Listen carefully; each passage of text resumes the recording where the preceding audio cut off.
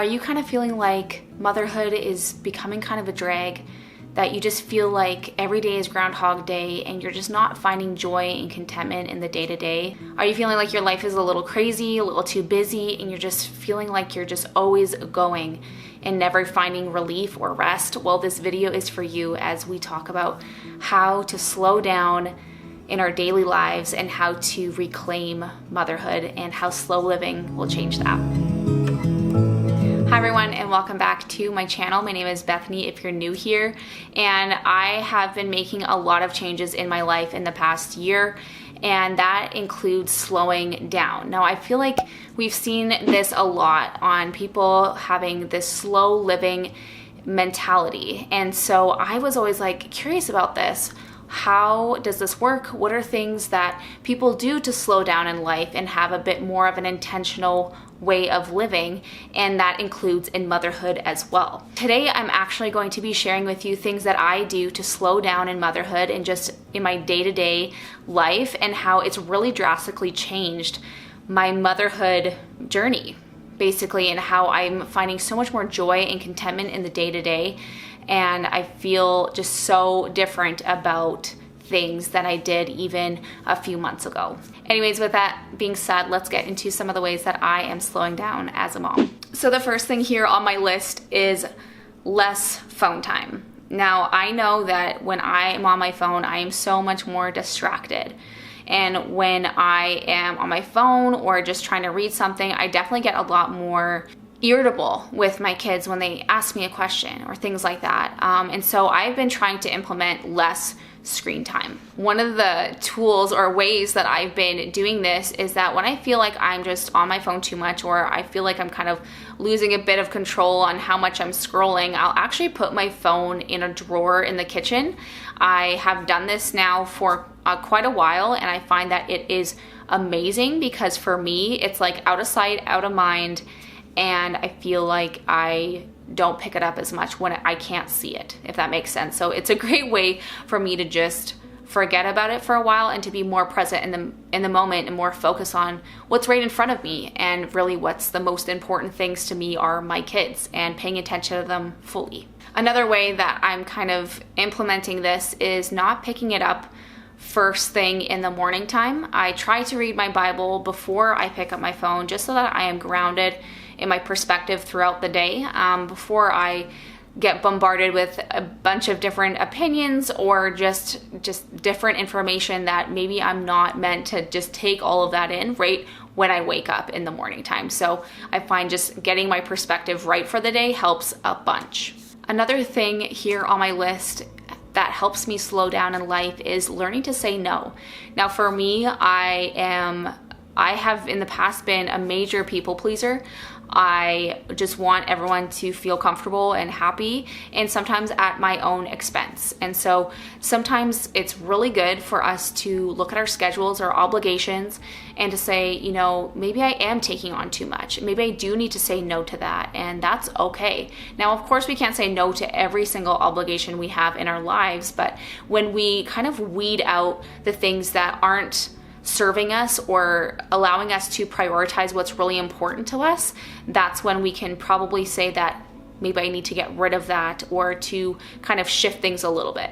I definitely fell into the trap of filling my schedule up too much and saying yes to too many things, and I just felt like I was just always busy and I didn't have any downtime. I didn't have any time to just connect with my kids. I just felt like, okay, like I have to do this thing and this thing and this thing, and I just felt always so rushed, and I felt frazzled. I didn't feel at peace.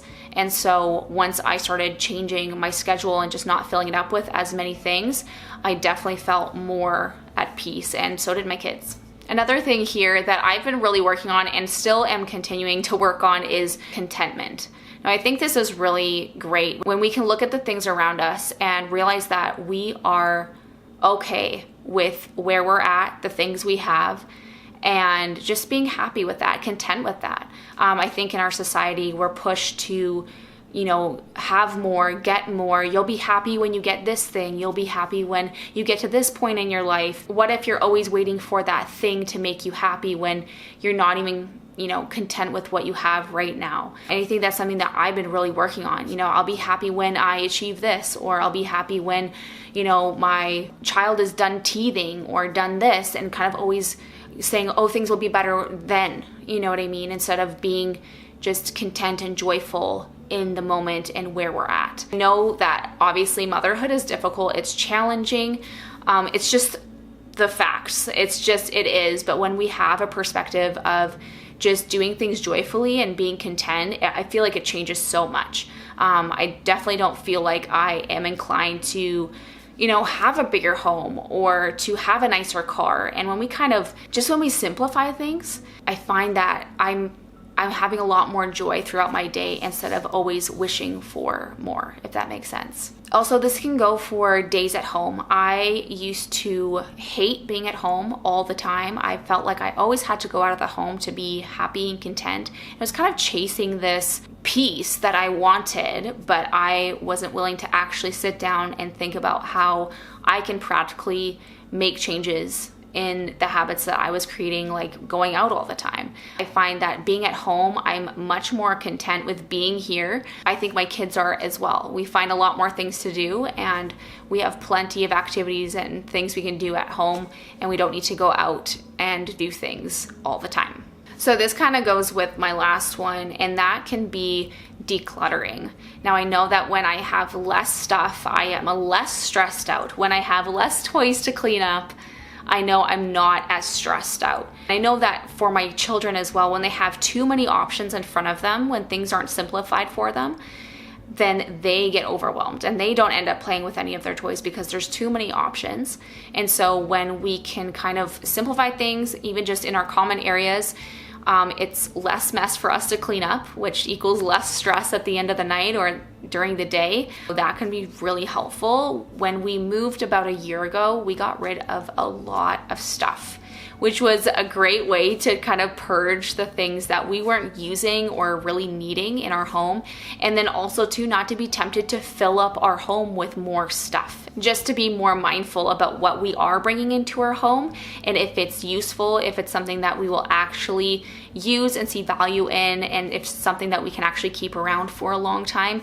Those are some of the criteria I kind of go by when I am kind of buying things for us. So another thing here on my list is taking social media breaks.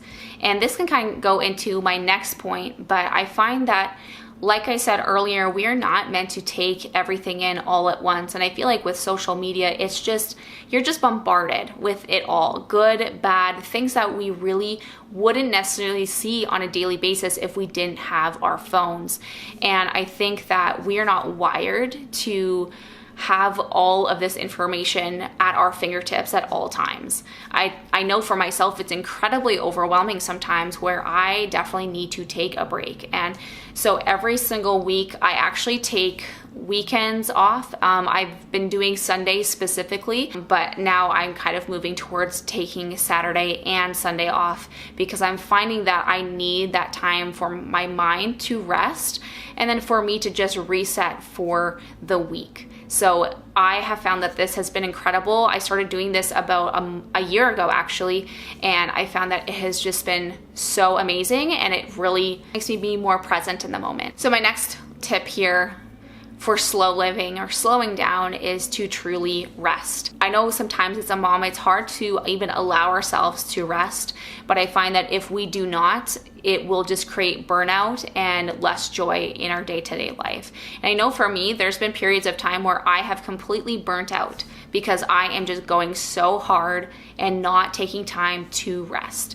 Not just my body, but my mind. Rest is meant to refresh and restore our body and our mind. And so when we aren't doing that and we're just pushing through, our body definitely at some point will just say enough's enough, and we just kind of are paralyzed. And I've done that before in the past.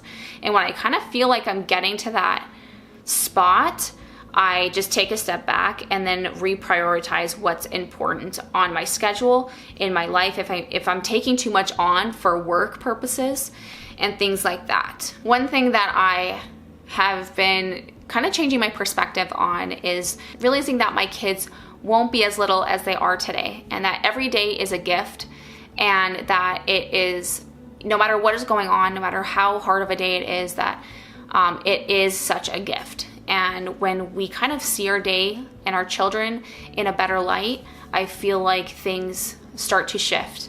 I have definitely fallen into the pattern in the past where I just kind of get into this almost like victim-like mindset, where I am like, can't catch a break, I'm so tired all the time, and just having the perspective like motherhood is hard and I can't get out of this, and to not really see the other side of that. And I think too, like when we talk about our children, I think it's really important for us not to communicate that they are burdens to us. I think if we heard someone talking about us that way, it would make us feel incredibly sad and hurt.